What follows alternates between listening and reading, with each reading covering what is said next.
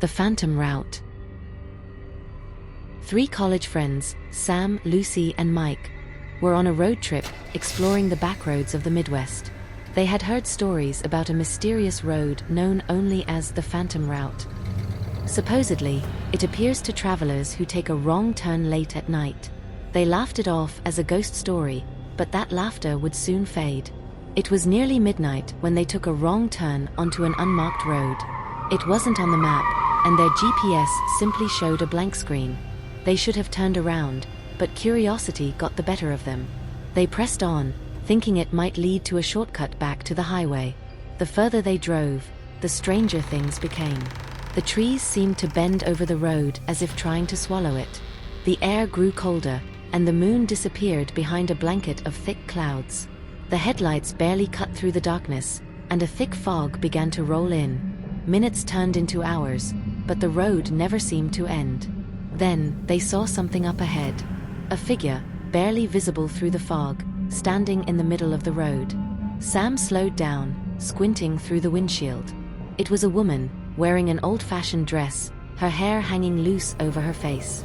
They pulled over, unsure of what to do. She looked lost, disoriented. Lucy rolled down the window to ask if she needed help. But as soon as she spoke, the woman's head snapped up. Her eyes were hollow, empty voids. She opened her mouth, but no sound came out. Then, she pointed down the road. Panic set in. Sam hit the gas, speeding past her, but as they looked back, the woman was gone, vanished into the fog. They tried to laugh it off, blaming it on their tired minds playing tricks, but deep down, they felt the unease creeping in. The road stretched on, twisting and turning with no end in sight. And then they saw her again. The same woman, standing in the middle of the road, but this time, she was closer. Much closer. They sped past her once more, but the tension was unbearable now.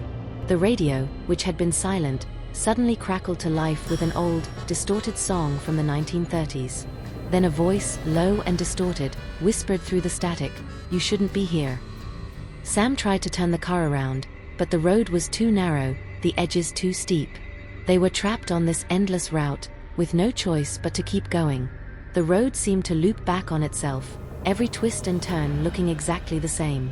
And then, for the third time, they saw her, the woman, standing right in their path. This time, she wasn't alone. Behind her, more figures emerged from the fog. Men, women, and children, all in outdated clothes, their eyes black and empty, their mouths open wide in silent screams. The friends were paralyzed with fear. They knew something was terribly wrong. Lucy whispered, "We need to get off this road now." But just as Sam pressed on the gas, the car's engine sputtered and died. Complete silence fell over them, broken only by the distant sound of crunching gravel. The figures were moving closer, slowly surrounding the car. Their mouths moved as if they were whispering something, but no sound came out. The friends desperately tried to restart the car, but it was no use. The headlights flickered and dimmed, leaving them in near total darkness. Then, they heard a soft tapping on the window. Mike, in the back seat, started screaming, "They're getting closer. They're getting in." But there was nowhere to go. Suddenly, Lucy's door flew open, and she was yanked out by unseen hands into the darkness. Her screams echoed, then abruptly cut off. The figures pressed in against the car, their hollow eyes staring through the glass. Sam and Mike were trapped, nowhere to run. They could hear Lucy's voice now, whispering from the darkness, "Help me. It's so cold." But they knew it wasn't really her. Just as the figures were about to break the glass, the headlights suddenly flared to life. And in that blinding light, everything disappeared. The road, the fog, the figures, all of it vanished. They found themselves back at the intersection where they had taken the wrong turn hours ago. They looked at each other, breathing heavily, hearts pounding. No one said a word. Without looking back, Sam turned the car around and drove back to the highway, leaving that cursed road behind. They never spoke of it again. But deep down, they knew they had encountered something that night. Something that didn't want them to leave.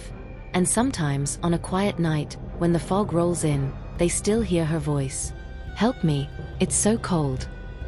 Like, share, and subscribe Dare Tales for more terrifying tales.